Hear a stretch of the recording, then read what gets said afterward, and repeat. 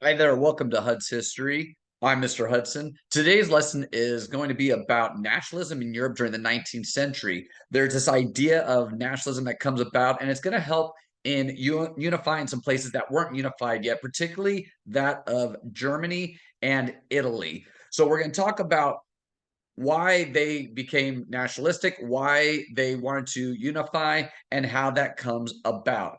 So if you like this video, make sure that you subscribe to the channel so you can see the other ones as they are made, or you can go back and look at any other videos that are already there. Uh, so if we go back to nationalism before the unification of Italy and Germany, we see that a lot of people basically lived in small communities or smaller states that had a common identity, meaning that they usually spoke the same language because of communication. Um, if they didn't live in a small state, they lived in a larger empire, such as the Austrian Empire, which will become the Austrian Hungarian Empire. And they usually lived in a community that had the same type of religious, ethnic, and language background. Now, people in France, they, for the most part, spoke French. And so they already had a kind of national identity. Same thing in Spain, same thing in England. But in places in Central Europe and in Eastern Europe, they didn't necessarily have the same language or religion or ethnic background. The Austrian Hungarian Empire is a perfect example because they had a multitude of groups living in there, anywhere from people who were a Polish background to people who spoke German, people who were Slavic. They had a whole bunch of different groups in there. But as nationalism starts to become very pronounced during the 19th century, there are a lot of people who start saying, hey, we need to make boundaries that are based off of people who either speak the same language and then have that same cultural commonality in their backgrounds. In Great Britain, people were mostly Protestant and they spoke English. In France, people spoke French and they were Catholic. So you see in these other places that people are starting to go, hey, we have some commonalities here in our language and our background. We need to identify and become a political boundary ourselves. But the bigger empires, particularly those like the Austrian Hungarian Empire, they see that as a threat. Why? Because it creates political instability. Because if you say people need to create a boundary based off of language and ethnic background, Austria Hungary is not going to be a giant empire anymore. It's going to be broken up into smaller groups. And of course, the leaders of the empire don't want that. There are some nationalists that are going to attempt to unify their different groups. One of them is the gentleman here in the picture. That is Giuseppe Mazzini. He's an Italian, and he's going to try and get the smaller states into one unified nation, particularly in the Italian peninsula. You're going to see other people in some of the German states who are going to do the same thing there to try and create a unified Germany. So let's start with the unification of Italy. Italy had been a bunch of different states. Some of them had been controlled by the Pope. Those are known as the Papal States. You have some provinces that are controlled by the Austrian Empire in the north. And then there's the different Italian states throughout. The people in Italy or the Italian states, they had become very used to this idea of, hey, maybe we should unify as one unified peninsula of Italians. And that becomes very popular. Unfortunately, the Pope at the time, Pope Pius IX, and the leaders of the Austrian Empire, they don't really care for that. Why? Because they control certain provinces or areas of the Italian peninsula, and they feel that is a threat to their control. The process of unification in Italy is going to actually be led by three different people. You have Count Camillo Benso de Cavour, who is the prime minister of the province of Sardinia. You have Giuseppe Mazzini, who is an Italian who actually is an intellect that promotes these ideals of nationalism to the Italian people. And then you have Giuseppe Garibaldi, who is an Italian who basically worked with groups and allies to try and get this unification done, and he actually helps to start war between France and Austria because he tries to get France on their side so that they can basically get rid of the Austrian rule in the two Italian provinces that the Austrian Hungarian Empire control. Sneaky, right? So France goes to war with Austria, and that is in the northern Italian states. Because of that, those two states are going to rebel against Austrian rule. They're going to join the area of Sardinia. It's called Piedmont. Sardinia is the province, and they're going to want to join Sardinia under King Victor Emmanuel to start the process of becoming a unified Italy. Now, in the south, in what's called the Kingdom of Two Sicilies, as you see on the map, you're going to see Giuseppe Garibaldi, and he's going to take a small group of supporters, and they're going to go and overthrow that kingdom. Now, Garibaldi wants to do kind of like a revolutionary idea of taking the South and then incorporating that and making a giant unified Italy with the North. However, there's political disarray that's going on here because of the overthrow here of the Kingdom of Two Sicilies. And the prime minister of Piedmont, Sardinia, that is Cavour, he's going to take advantage of that. And he's going to actually transform the Italian states into a unified kingdom of Italy under a monarch, under King Victor Emmanuel, instead of what Garibaldi wants, which is more of a reactionary rebel type of revolution. Now, you have these states coming together. The unification of Italy is going to actually be complete when you get Venetia and the Papal States, which are controlled by the Pope, who end up joining by the year 1870. So everything that is on the Italian peninsula will become unified as one state. So the unification here, it allows for a new nationalistic country, which is going to be Italy, and they're going to be governed through a constitutional monarch under King Victor Emmanuel. But the biggest thing that happens is they've now gone from a series of smaller states that are each ruled by little provinces, governors, or kings to a strong centralized government, which becomes very important later on, especially when you get to war that breaks out on the European continent in the 20th century. Now, the unification of Germany is a little different. There was an attempt to try and unify the German-speaking people in Europe. It's going to have a lot of consequences coming forward into the future, especially in the 20th century, because we know what happens in World War I, World War II. But getting there to this unification actually has some challenges. You see, the people who spoke German in Europe, most of them lived in Prussia, the western part of what is the Austrian Empire, and some smaller states. There are some people who speak German in France, but they consider themselves French. They don't consider themselves German.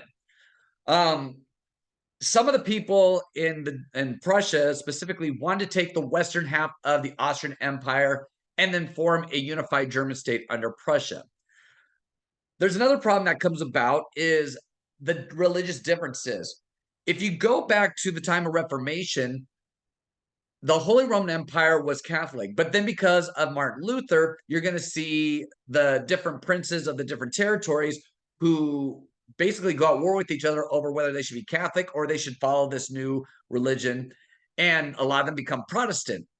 So the German-speaking peoples are actually basically split between two different religions, Catholic and Lutheran. Yes, they're both Christianity, but they're different denominations. So you have to take into account, if you're going to get the people who are German speaking all together, is it going to be a big deal if they're unified, even if they don't all practice the same religion? Now, if you can get them to unify based off of language and basically their ethnic background, that's one thing. But it is sometimes harder to get people to unify based off of a religion. But we're going to see how that goes. The German state of Prussia was actually the strongest German state at the time. And why is that? Well, a couple things. One, of industrialization. The Industrial Revolution helped to transform technology and industry throughout the world. It had started in England and then it went into Western Europe. The German state of Prussia actually takes advantage of this in a new way. What they do is they don't just use it for civilian use, but they also use technology to help out their European army. This is a new thing because most European countries hadn't thought of it in terms of military style other than maybe weaponry. But the Prussian military, they use things like railroads for transportation in order to move their troops, telegraphs to do communication between military units, and of course, they get new rifles. The other thing that is advantageous for Prussia is that they have a really smart chancellor. His name is Otto von Bismarck. And Otto von Bismarck had devised some ways of trying to unify German states. And the way he does it is through war. He decides that he needs to showcase the military strength of Prussia and to get some of the other German states onto his side to realize that they could be a unified, strong empire. So he goes to war with first Austria, and then he goes to war with France. So you have the Prussian Austrian War. You also have the Franco Prussian War. Now, he beats Austria, but he doesn't take any land from the Austrians, which kind of surprises people. It's more of just a psychological win to say, like, hey, the Germans are strong. People of German ethnic background and language are strong.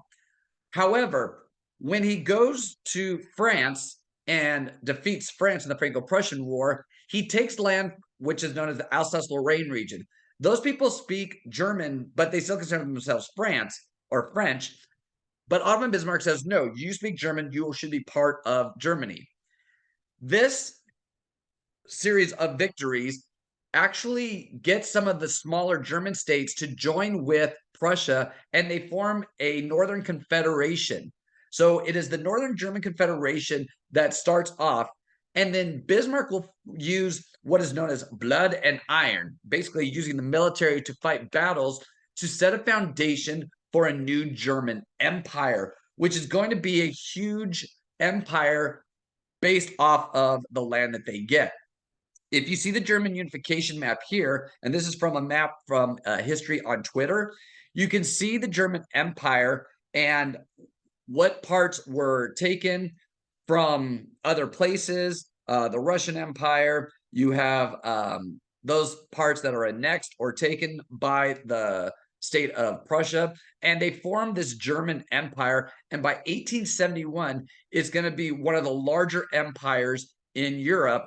Actually, it's second only to Russia at this point. So, what is the impact here of nationalism and this unification in Europe, specifically in Germany and Italy?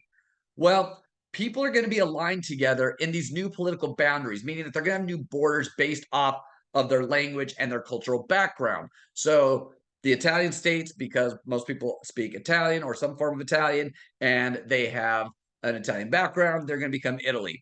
And of course, you're going to have the German speaking people of the different states all come together under a German empire. The unification is going to bring conflict between groups. As you can see, the German speaking Prussians are going to go against France. You're going to see the Germans go against Austria as well. You're going to see the Italians versus Austria. And then France is going to come in and align themselves with Italy or the Italians as well. Some of these new unified empires are going to have strong centralized governments. That's going to lead to some strong militaries. You're going to see that. And now you're going to have basically Germany and Italy are going to become similar of footing as far as military style is concerned through they're going to be on the same like foot level as Spain, Great Britain, and France. Those three had dominated for so long, but that's because these other places were a bunch of different states that weren't unified. And now that they're unified, you're going to now have basically an equal amount of military might among Central and Western Europe, which will lead to some problems when you get into the 20th century. The other thing that happens now is because people are unified by a political boundary, they're going to have a new national identity. And that gives something in common to all these people who are in these new empires, and it's regardless of whatever smaller community ties they have. So they may be German and Lutheran in a smaller town like Munich or something, but broadly, they're German under a German empire. Same thing goes with the Italians. It doesn't matter if they are in Venetia or if they're in Sardinia or Sicily. They are all Italian now that they have a unified nation that's under a central government. So, what we see with this nationalism and the unification is going to lead to long term impacts once you get to the turn of the 20th century, because now you're going to have countries who feel that they are strong and are going to build militaries based off that, which means you're going to start to see a buildup of military and weaponry at the start of the 20th century, which then we know what happens from there. So that's how we get to nationalism in the 19th century in Europe, and how unification of Italy and Germany become very important during this time period as you go into modern day, which is the 20th century. If you like that video, give it a like, and you can subscribe if you want. My social tip for the day is be generous, be charitable.